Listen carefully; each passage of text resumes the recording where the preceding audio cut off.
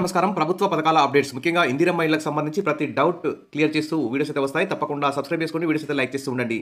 ఇక వివరాలకెళ్తే లక్షలాది మంది ఆశావాహులందరూ తెలంగాణలో ఇందిరమ్మ ఇళ్ల కోసం ఎదురు చూస్తున్నారు. ప్రభుత్వం అదిగో ఇందిరమ్మ ఇల్లు, ఇదిగో ఇందిరమ్మ ఇల్లు, అదిగో ఇందిరమ్మ కమిటీలు, ఇదిగో ఇందిరమ్మ కమిటీలు అంటూ కాలయాపన చేస్తున్నాయి. దాదాపు ఇప్పటివరకు మొదటి సంవత్సరంలో 4,50,000 ఇల్లు కట్టిస్తామని చెప్పారు. ఇప్పటివరకు 2 లక్షల మందికి లోపే ఇందిరమ్మ ఇళ్ల మంజూరు పత్రాలు ఇచ్చారు. ఇంకా 2,50,000 మందికి ఇందిరమ్మ ఇళ్ల మంజూరు పత్రాలు ఫైనల్ లిస్టులు పెట్టాల్సి ఉంది. మరి ఎప్పుడు పెడతారో ఏమో అని చాలా మంది ఎదురు చూస్తున్నారు. ఇక మొదటి విడతలో అయితే సొంత జాగా ఉన్న వారికే ఇందిరమ్మ ఇల్లు ఇస్తున్నారు. ఇక సొంత జాగా లేని వారు కూడా ఇందిరమ్మ ఇళ్ల కోసం వెయిట్ చేస్తున్నారు. మరి వారికి మొదటి దశలోనే ఇంతవరకు ఇంకా 2,50,000 మందికి ఇందిరమ్మ ఇల్లు మంజూరు చేయలేదు. ఇక రెండో దశలో మరి సొంత జాగా లేని వారికి ఎప్పుడు ఇల్లు ఇస్తారని అందరూ కూడా ఎదురు చూస్తున్నారు. ప్రభుత్వం ఈ ఇందిరమ్మ ఇళ్ల విషయంలో మాత్రం చాలా స్పీడప్ పెంచాల్సిన అవసరం ఉంది. ఇక చూస్తే మరి అక్కడక్కడ అర్హులకు ఇందిరమ్మ ఇల్లు రాలేదు, అనర్హులకు ఇందిరమ్మ ఇల్లు ఇచ్చారని కూడా అక్కడక్కడ రాష్ట్ర వ్యాప్తంగా గొడవలు అవుతున్నాయి, అల్లర్లు జరుగుతున్నాయి, కంప్లైంట్స్ వస్తున్నాయి. మరి చూస్తే 1,00,000 కొట్టు, ఇందిరమ్మ ఇల్లు కట్టు, లబ్ధిదారుల జాబితా ఎంపికలు అవకతవకలు, ప్రజాప్రతినిధులే లబ్ధిదారుల నిమిత్త మాత్రంగా అధికారులు అంటూ మరి ఇంత ప్రతిష్టాత్మకంగా చేపట్టిన ఇందిరమ్మ ఇళ్ల పథకం మరి అర్హులైన లబ్ధిదారులకు మాత్రమే ఇందిరమ్మ ఇల్లు మంజూరు జరగాలి, కానీ నిబంధనలకు విరుద్ధంగా అర్హుల స్థానంలో అస్మదీయులను చేర్చి ఇందిరమ్మ జాబితాలో చోటు కల్పిస్తున్నారన్న ఆరోపణలు అయితే వస్తున్నాయి. మరి నియోజకవర్గానికి 3,800 గృహాలను మంజూరు చేసింది. మరి దాదాపు ప్రతి వార్డులో రాష్ట్ర వ్యాప్తంగా ఇందిరమ్మ ఇళ్ల ఎంపిక కోసం అయితే ప్రత్యేక కమిటీలు కూడా వేశారు. మరి ఇందిరమ్మ కమిటీల ఆధ్వర్యంలోనే ఎంపిక పారదర్శకంగా జరగాలి, కానీ నిబంధనలకు పాత్ర వేసి కంచే చేను మేసిన చందంగా ఈ కమిటీలు మన లబ్ధిదారుల ఎంపికలో తప్పడలు చేస్తున్నాయన్న విమర్శలు అయితే లేకపోలేదు. మరి ఇందిరమ్మ ఇళ్ల మంజూరుపై పైరవీల జోరుగా చుట్టుముట్టాయి. పైరవీకారుల కన్సర్న్లోనే ఇందిరమ్మ జాబితా లిస్టు తయారవుతుంది. కొందరు కాంగ్రెస్ నాయకులు తమకు నచ్చిన వ్యక్తుల పేర్లు ఇందిరమ్మ గృహాల మంజూరు లిస్టులో చేరుస్తున్నారని ఆరోపణలు అయితే వస్తున్నాయి. ఈ క్రమంలో మరి అధికారులు, మరి ఎమ్మెల్యేలు, ఇన్ఛార్జి మంత్రి, కలెక్టర్లు అందరూ కూడా చర్యలు తీసుకోవాల్సిన అవసరం ఉంది. అర్హులైన లబ్ధిదారుల పేర్లు జాబితాలో తలకిందులవుతున్నాయి. ఫస్ట్ లిస్ట్ ఒకసారి పేరు వచ్చిన పేర్లన్నీ గల్లంతాయి, కొత్త వారి పేర్లు కనిపిస్తున్నాయి. ఈ క్రమంలో అర్హులైన లబ్ధిదారుల పేర్లు జాబితాలో తలకిందులవుతున్నాయి. ఇందిరమ్మ ఇల్లు మంజూరుకు 50,000 నుంచి 1,00,000 వరకు ముడుపులు తీసుకుంటున్నారన్న విమర్శలు కూడా వ్యక్తమవుతున్నాయి.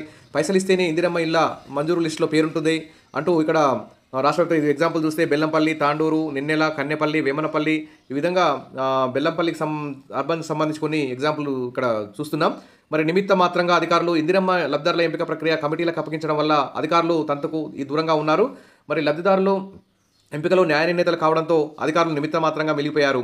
ఇందిరమ్మ ఇళ్ల ఎంపికలో కొందరు అధికార పార్టీ నాయకులు ఇందిరమ్మ ఇళ్ల జాబితాలో అవకతవకలకు పాల్పడుతున్నారు. ఈ విషయాన్ని అధికారులు గమనించి ఏమీ చేయలేకపోతున్నారు. అధికార పార్టీ నాయకులు కాబట్టి జాబితా తయారీలో తప్పులు దొరికినా అధికారులు చప్పుడు చేయట్లేదు. మరి అధికారం పలుకుబడి మరి వల్ల మరి జాబితా తయారీలో తప్పులు దొరికిన అధికారులు అయితే సపోర్ట్ చేస్తలేరు. మరి జాబితా తయారీ నేపథ్యంలో 4 పైసలు వెనకేసుకోవడానికే మరి అధికార పార్టీ నాయకులు ప్రదర్శిస్తున్నారని చెప్పేసి ఇక్కడ ఎదురుచూస్తున్నారు. మరి లీడర్లే లబ్ధిదారులు.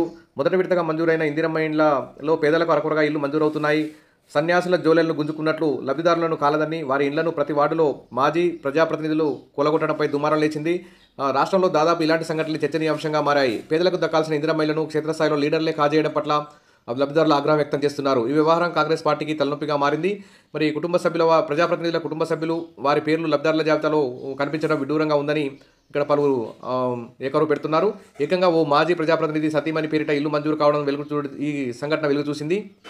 మరి అధికారులకు వినతి పత్రం ఇచ్చి ఆ ఇంటిని రద్దు చేసుకుని చేతులైతే దులిపేసుకున్నారు. మరి ఇందిరమ్మ లబ్ధిదారుల జాబితాకు అంటుకున్న అవినీతి కంపు ఎమ్మెల్యే గడ్డ వినోద్ చుట్టూ కూడా చుట్టుకుంది. ఈ దందా స్థానిక ప్రజాప్రతినిధి ప్రధాన అనుచరుల కన్సర్న్లో జరుగుతుందన్న విమర్శలు కూడా వస్తున్నాయి. సదరు ప్రజాప్రతినిధి అనుచరులు దళారీ పాత్ర పోషిస్తున్నారన్న విమర్శలు కూడా వస్తున్నాయి. మరి ఈ విధంగా అధికార పార్టీ నాయకులు గ్రీన్ సిగ్నల్ ఇచ్చిన వారికే ఇందిరమ్మ ఇల్లు మంజూరు చేస్తున్నారని చెప్పేసి రాష్ట్ర వ్యాప్తంగా అక్కడక్కడ ఇలాంటి అవకతవకలైతే జరుగుతున్నట్టు తెలుస్తుంది. దీని మీద అధికారులు, ఎమ్మెల్యే గారు, ఇన్ఛార్జ్ మంత్రి, కలెక్టర్, ఈ విధంగా గృహ నిర్మాణ శాఖ మరి ఒక ప్రత్యేక చర్యలు చేపట్టి వీటన్నిటిని కూడా పరిష్కారం చేయాలని చెప్పేసి, వీటన్నిటికీ ఒక టోల్ ఫ్రీ నెంబర్ కూడా విడుదల చేయాలని చెప్పేసి అందరూ కూడా డిమాండ్ చేస్తున్నారు.